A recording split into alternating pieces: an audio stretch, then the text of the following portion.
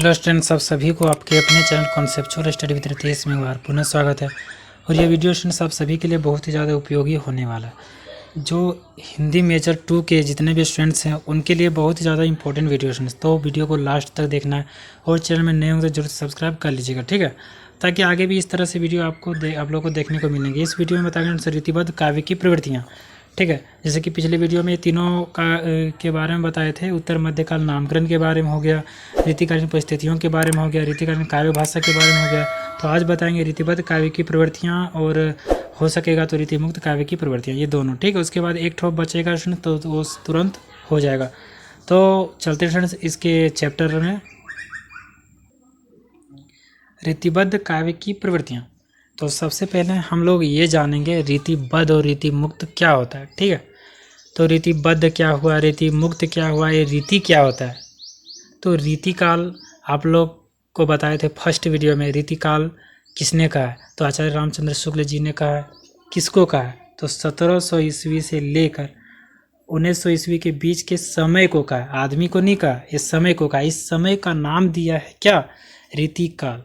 और भी अन्य भी साहित्यकार अलग अलग नाम दिए हैं, कवि दिए हैं कि नहीं दिए हैं, जैसे कि कला काल हो गया, श्रृंगार काल हो गया। उसी प्रकार से 1700 ईस्वी से लेकर 1900 ईस्वी को आचार्य रामचंद्र शुक्ल जी ने रीतिकाल कहा। तो ये रीति का मतलब समझ में आ गया, बद्ध, ठीक है। बद्ध और मुक्त, इसके बारे में। तो रीतिबद्ध मतलब कि जो भी आप मतलब परिभाषा बोल रहे हैं आचार्य रामचंद्र शुक्ल रीतिकाल का, उससे बंधा हुआ। और रीति मुक्त यानी कि उससे बंधा हुआ नहीं। जैसे कि एक ठो तो आचार्य रामचंद्र शुक्ल जी बोले रीतिकाल बोल दिए, ठीक है। अब इधर जो है सो इधर वाले बोले हैं क्या, कला काल, श्रृंगार काल और भी कुछ कुछ काल बोले हैं, ठीक है।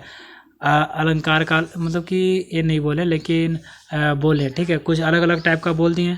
तो स्टूडेंट्स से देखिए, जो रीतिकाल बोले हैं आचार्य रामचंद्र शुक्ल, जो इसमें जिसकी प्रधानता बोले हैं ये, तो उसकी प्रधानता को रीतिकाल कहते हैं। और इसकी जो ये सब रे बोले, श्रृंगार काल बोल दिए हैं, कला काल बोल दिए हैं, तो इसको कहते हैं रीतिमुक्त काव्य, ठीक है। इसको रीतिबद्ध और रीतिमुक्त, तो समझ में आ गया होगा, ठीक है। ये एक तरीका से बताया, और भी तरीके हैं इसको एक्सप्लेन करने का, तो वो भी तरीके बताएंगे, ठीक है, लास्ट वीडियो में। अभी 4th चैप्टर चल रहा है, तो 5 और 6 तो अभी बाकी ही है, ठीक है। तो चलते फ्रेंड्स आगे क्या कुछ दिया हुआ है। इसकी विशेषताएं कुछ कुछ ऐसी थी। रीतिबद्ध काव्य वह काव्य है जो रीति निरूपण के रूप में लिखा गया। रीति निरूपण यानी कि जो पहले लिखा जाता था, ये मतलब जो रीति मतलब जितने भी उदाहरण या लक्षण बोले हैं आचार्य रामचंद्र शुक्ल रीति काल के प्रति, वो सारा पाया जाता है। तो मतलब कि अगर आप ये पढ़ लेते ना, इसमें एक ठो और है गुण, कि अगर जितने चीज़ बताएंगे अभी इसमें रीतिबद्ध काव्य की प्रवृत्तियाँ, विशेषताएं, तो ये जिसमें पाया गया है वो सारा रीतिबद्ध हो गया, ठीक है। जैसे कि अभी आप लोग को बताने वाले हैं कवि कर्म और आचार्य कर्म का समन्वय, तो ये जो बताएंगे स्टूडेंट्स। फिर श्रृंगारिकता हो गया, फिर सौंदर्य चित्रण, ये जिसमें पाया गया है वो सारा रीतिबद्ध हो गया। अलंकारिकता, तो अलंकारिकता में भी 2 ही अलंकार है, ठीक है, अनुप्रास और यमक, साथ साथ में उपमा का भी प्रयोग हुआ है राजाओं के लिए। काव्य रूप, काव्य का रूप किस प्रकार से होना चाहिए। फिर देखिए नारी चित्रण किस प्रकार से किया गया है। और आगे देखते हैं फ्रेंड्स, जैसे कि हो गया प्रकृति का उद्दीपन रूप में चित्रण, तो ये भी रीतिकाल का ही विशेषता है। समाज से सर्वथा विमुख कविता, ठीक है, तो जो कवि थे वो समाज से विमुख थे, ठीक है। उनको सिर्फ राजाओं के दरबार में ही रहना था, सुबह से शाम तक, ठीक है। रात भी रहते थे, सो जाते थे, वहीं पर खाना पीना खाते थे, सारा कुछ काम करते थे, ठीक है।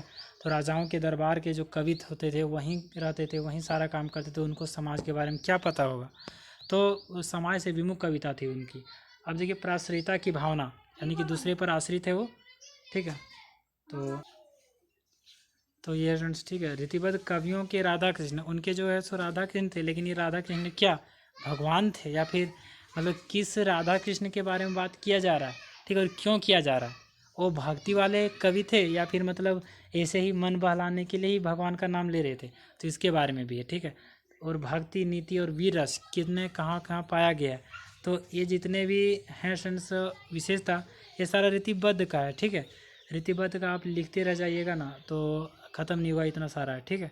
तो फ्रेंड्स ये सारा कुछ है और सारा हम बता ही दिए इसमें।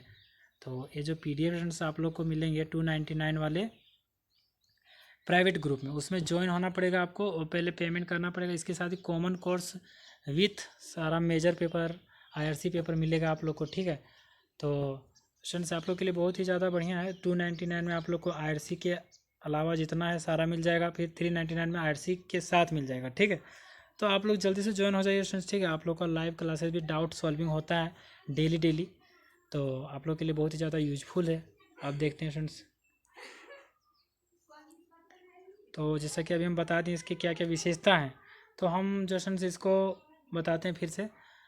जैसे कि रीतिबद्ध काव्य वह काव्य है जो रीति निरूपण के रूप में लिखा गया हो। इसमें इस काल में लिखे गए वे सभी रीति ग्रंथ आ जाते हैं जिसमें काव्यांगों का पदमय लक्षण प्रस्तुत, उसके उदाहरण के रूप में स्वरचित काव्य प्रस्तुत किया गया। डॉक्टर नगेंद्र ने इसे आचार्य कवियों का काव्य का, जो डॉक्टर नगेंद्र हैं वो क्या बोलते हैं, रीति काव्य को, रीतिबद्ध काव्य को बोलते हैं कवियों का काव्य, ठीक है। आचार्य विश्वनाथ प्रसाद मिश्र से रीतिबद्ध या लक्षणबद्ध कहते हैं, लक्षणबद्ध काव्य कहते हैं, ठीक है। इन काव्य ग्रंथ निर्माताओं को रीतिबद्ध कवि कहा जाता है। दूसरे शब्दों में संस्कृत काव्य शास्त्र के आधार पर हिंदी में लक्षण ग्रंथों की रचना करने वाले कवियों को रीतिबद्ध कवि माना जाता है। इन्होंने काव्यांगों के लक्षण लिखकर उनके उदाहरण भी प्रस्तुत किए। रीतिबद्ध आचार्यों ने संस्कृत के अलंकार संप्रदाय को विशेष रूप से स्वीकार किया और रस, रीति, ध्वनि तथा वाक्रोक्ति का गुण माना, ठीक है। इन रीतिबद्ध काव्य रचनाकारों का मुख्य उद्देश्य अपने आश्रयदाताओं को प्रसन्न करना था। मेन बात क्या से जानते हैं, जो कवि थे उस समय का 1700 से लेकर 1900 ईस्वी के बीच वाले, उनका मेन उद्देश्य क्या था, तो उनका मेन उद्देश्य था अपने राजाओं को खुश करना, ठीक है। और वो दरबार में रहते थे सुबह से शाम तक। आप ही सोचिए कि अगर आपको कहीं नौकरी मिल जाता है और आपको अगर खुश करना है अपने जो भी मालिक है उसको, तो आप क्या कीजिएगा, हमेशा खुश करने का ही प्रयास कीजिएगा, ठीक है। तो उसी प्रकार से उस सब का था काम, ठीक है। वो सब जितना ज़्यादा खुश रखेगा तो वो दरबारी कभी चेंज नहीं होगा, ठीक है, जो है वही रहेगा। नहीं तो अगर सबको पता ही नहीं चल रहा है कि मतलब किस प्रकार से है कवि, दरबारी कवि आता जाता है नहीं, कुछ लिखता वगैरह है नहीं, खुश रख नहीं पाता है राजा को, तो उसको हटा दिया जाता ना। इसलिए स्टूडेंट्स वो जितने भी लिखते थे वो सारा खुश करने का प्रयास किया जाता था राजाओं को ही, ठीक है, हर एक प्रकार से। तो आगे देखते हैं फ्रेंड्स, जैसे कि इन रीतिबद्ध काव्य रचनाकारों का मुख्य उद्देश्य अपने आश्रयदाताओं को प्रसन्न करना था, किंतु अपने काव्य के माध्यम से वे संस्कृत भाषा में वर्णित साहित्य शास्त्र का हिंदी लोक भाषा में यानी ब्रज भाषा में अनुवाद भी करते थे। जितने भी फारसी वगैरह थे, संस्कृत थे, ठीक है, लगभग संस्कृत का ही, तो उसका जो है लोक भाषा यानी कि वहाँ का जो ब्रज भाषा होता था उसमें अनुवाद करते थे, ट्रांसलेट करते थे। इन आचार्यों ने किसी नए काव्य सिद्धांत की स्थापना नहीं की, इसलिए इनकी रचना में मौलिकता का अभाव है। उन्होंने यानी कि सिर्फ मतलब अपने राजाओं के प्रति ही लिखा है, ठीक है, अलग अलग चीज़ों के बारे में लिखा ही नहीं, इसलिए इसका जो है सो अभाव है मौलिकता का। कुछ रचना का मौलिकता का आधार मतलब कि अभाव रह गया, मतलब कमी रह गया, ठीक है। उन्होंने पूर्व निर्धारित परिपाटी का अनुकरण मात्र किया। ये अलंकार और नायक नायिका भेद निरूपण में ही व्यस्त रहे। इस वर्ग में दो प्रकार के कवि, प्रथम वे जिन्होंने लक्षण ग्रंथों के साथ लक्ष्य ग्रंथ भी लिखे। इस वर्ग में केशवदास, चिंतामणि, मतिराम देव, पद्माकर आदि की गणना की जाए। दूसरे वर्ग में वे आचार्य आते हैं जिन्होंने लक्षण ग्रंथ तो लिखे पर लक्ष्य ग्रंथ नहीं। इनमें श्रीपति का नाम मुख्य रूप से लिया जाता है। इस काव्यधारा की सामान्य प्रवृत्तियाँ तथा विशेषताएं इस प्रकार हैं। तो इसका जो है स्टूडेंट्स हम डायरेक्ट पॉइंट समझा देते हैं, बाकी आप लोग इन नोट्स से पढ़ लीजिएगा, ठीक है, बढ़िया से।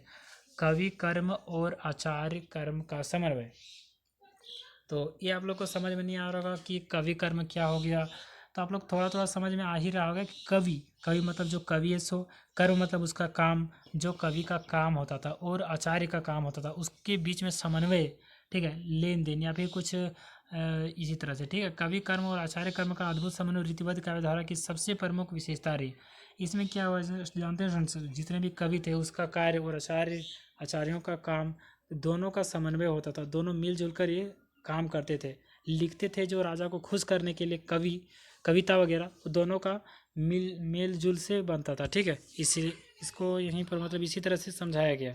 श्रृंगारिकता यानी कि सजाया हुआ, ठीक है, श्रृंगारिकता इस काव्यधारा की नहीं, इस काल के साहित्य की भी सर्वाधिक मुखर प्रवृत्ति रही है। तो असन से इसमें जो सजा कर ही बोला जाता था, अगर नहीं बोला जाता सजा कर तो राजा खुश नहीं रहते, ठीक है, दुखी हो जाते अपने दरबारी कवियों से। सौंदर्य चित्रण, कुछ सौंदर्य चित्रण का भी प्रयोग किया गया, जैसे कि रीतिबद्ध श्रृंगारिक काव्य के मुख्य आलम्बन नायक नायिका रहे हैं, इन दोनों में नायिका की अंग ज्योति की ओर, यानी कि समझ सकते हैं फ्रेंड्स, किसी कविता में अगर किसी स्त्री का ही वर्णन किया जा रहा है तो मतलब कि इस प्रकार से वर्णन किया जा रहा है, सौंदर्य चित्रण किया जा रहा है कि राजा को उसके प्रति जिज्ञासा जग जाए, ठीक है, और जानने का मतलब कि इसके बाद क्या हुआ, इसके बाद क्या हुआ, ये जिज्ञासा जग जाए। तो ये सौंदर्य चित्रण इस प्रकार से किया गया। जैसे कि यहाँ एक ठो लिखे भी है, पंकज से पायन में गुंजरी जरायन की, घाघरे को घेर दीठी घेरी घेरी रखियाँ, ठीक है। तो इस तरह से स्टूडेंट्स, दास मनमोहिन मति के बनाए बनी कंठमाल, कंचु की हवेल हार परिवैया, भाग भरी भागिनी सुहाग, भारी भरी सारी सुही मांग, भरी मोती अनुराग भरी अखियाँ। तो फ्रेंड्स इस प्रकार से मतलब कि लिखा गया है, ठीक है। तो आगे देखते हैं, ऐसा ही सम्मोहक रूप इस धारा के कवियों की दृष्टि में था। इसमें ललित हाव विभ्रव हाव उदाहरण है, लेकिन हाव के स्वनिरूपण की वृत्ति इसमें दब गई है और रूप की मादकता ही प्रमुख प्रकार सामने आई है। अब अलंकारिकता का प्रयोग देखते हैं फ्रेंड्स। तो इसमें मुख्य रूप से अनुप्रास का प्रयोग किया गया है और उपमा यानी कि यमक भी, ठीक है, यमक उपमा और अतिशयोक्ति का भी प्रयोग किया गया फ्रेंड्स। ये किसके लिए किया गया, अपने राजा के लिए, ठीक है। उनका अतिशयोक्ति नहीं करेंगे, बढ़ा चढ़ा कर नहीं बोलेंगे तो फिर कैसे होगा, ठीक है, तो खुश नहीं ना होंगे राजा, इसीलिए। अब देखिए, रीतिबद्ध कवि संस्कृत के अलंकार शास्त्र के रूढ़िगत उपमानों को लेकर उनका ही पृष्ठ पेशन करता रहा। इस संदर्भ में उसने किसी नवीन मौलिक उद्भावना से काम नहीं लिया, परिणामतः उनके नक्सिख वर्णन रूढ़िबद्ध और अव्यक्तिक ही बने रहे। ऐसा काव्य का रूप क्या था, तो कवि उद्देश्य युग के राजाओं और रईसों की रसिकता की वृत्ति को संतुष्ट करना था, यही उसका काव्य रूप था। किसी तरह से अपने राजा को मतलब कि बढ़िया से संतुष्ट किया जाए, ठीक है। नारी चित्रण, नारी का चित्रण थोड़ा भोगवादी रूप से रहा है, बाकी आप लोग पढ़ लीजिएगा यहाँ, ठीक है। अब देखते हैं, कौन गणे पुरवन नगर कामिनी एक रीति, देखत हरे विवेक को चित्त हरे करी प्रीति। तो ये नारियों के लिए लिखा गया है, ठीक है। नारी चित्रण में प्रकृति के उद्दीपन रूप में चित्रण, प्रकृति का जो है सो अलग अलग तरह से चित्रण किया गया है। तो आगे देखते हैं, आगे हो गया समाज सर्वथा विमुख कविता। जितने भी कवि होते थे राजा के दरबार में सुबह नहा धोकर जाते थे, सो या फिर वहीं नहाते थे, सो शाम तक रहते थे, ठीक है। तो समाज से विमुख तो होंगे ही, समाज में मतलब जाएंगे तभी ना लिखेंगे समाज के बारे में। समाज के बारे में उनका काम नहीं था, ठीक है। राज्य में रहना और वहाँ पर अपने राजा के प्रति कविता लिखना, यही उनका काम था। तो समाज से विमुख लिख दिए हैं, ठीक है। सारा पराश्रयता की भावना, यानी कि दूसरे पर आश्रित है सारा कवि, तो पराश्रिता की भावना तो नजर आएंगे। रीतिबद्ध कवियों के राधा कृष्ण, उनके जो राधा कृष्ण थे सिर्फ मन मतलब कि मन को बहलाने के लिए ही होता था, इस प्रकार से, ठीक है, कि राधा गुलाल लगा रही कृष्णा को, इस तरह से मतलब कि जो है सो मतलब कि सुनने में अच्छा लगे या फिर उसके प्रति जिज्ञासा जगे, इसलिए उनकी रचना करते थे। वो ऐसा नहीं था कि उनके अंदर भक्ति था, ठीक है। भक्ति, नीति और वीर रस, तो भक्ति वो सब के अंदर तो आप लोग को बता ही दिए कैसा था। रीतिबद्ध काव्य में भक्ति और नीति संबंधी सूत्रियाँ यत्र तत्र बिखरी हुई मिल जाती हैं, पर इनके आधार पर हम रीति कवि को न तो अनन्य भक्त कह सकते और न ही राजनीति निष्णात राधा कृष्ण के नामोल्लेख मात्र। तो इनके अंदर ना ही नीति था ना ही भक्ति था, ठीक है। वीर रस का प्रयोग होता था कब, जब राजा कहीं लड़ने जाते थे, किसी राज्य को जीतने जाते थे, तो वीर रस वाले कविताओं को लिखा जाता था, सुनाया जाता था राजाओं को, ताकि उनके अंदर वीरता आए और जाकर जीत जाए, ठीक है। इसलिए अभिव्यंजना पद्धति था थोड़ा बहुत। आगे देखते हैं, छंद का प्रयोग हुआ था। छंद तो आप लोग जानते हैं, ठीक है। ब्रज भाषा की प्रधानता, इसके बारे में भी बताए थे, ठीक है। तो से आज का चैप्टर कंप्लीट हुआ। कल का चैप्टर रीतिमुक्त काव्य की प्रवृत्तियाँ होंगी, ठीक है। कैसा लगा वीडियो जरूर से बताइएगा, ठीक है। और रेगुलर देखिए वीडियो, और आप ग्रुप में जरूर से ज्वाइन होइए, उसमें कुछ विशेष चीज़ें बताई जा रही हैं, ठीक है। आप लोगों का डाउट सॉल्विंग हो रहा है, और फिर इंपॉर्टेंट क्वेश्चन वगैरह सारा कॉमन कोर्सेज का मतलब तरह तरह के गेस्ट पेपर्स हैं, हिंदी इंग्लिश सारा, MCQ सब्जेक्टिव सारा, ठीक है। किसी भी तरह से आएगा, उससे बाहर नहीं आएगा, ठीक है फ्रेंड्स। आप लोग को ये पक्का जानना है फ्रेंड्स। तो इस वीडियो में इतना ही बताना था। और अगर आप लोग उसमें ज्वाइन होना चाहते हैं टेलीग्राम ग्रुप में, जिसमें हम सारा नोट्स वगैरह PDFs वगैरह रखे हैं, गेस्ट पेपर्स वगैरह रखे हैं, तो इस वीडियो की डिस्क्रिप्शन बॉक्स में नंबर दे दिए, जाकर मैसेज कीजिए, जुड़िए तुरंत, ठीक है। 1 मिनट में सारा आपके मोबाइल में आ जाएगा। तो थैंक्स फॉर वॉचिंग फ्रेंड्स, और चैनल में नए हो तो जल्द सब्सक्राइब कर लीजिएगा, ठीक है। चैनल में भी बहुत कुछ आने वाला है। तो थैंक्स फॉर वॉचिंग फ्रेंड्स, फिर मिलेंगे नए इंटरेस्टिंग के साथ। तब तक जय हिंद, वंदे मातरम।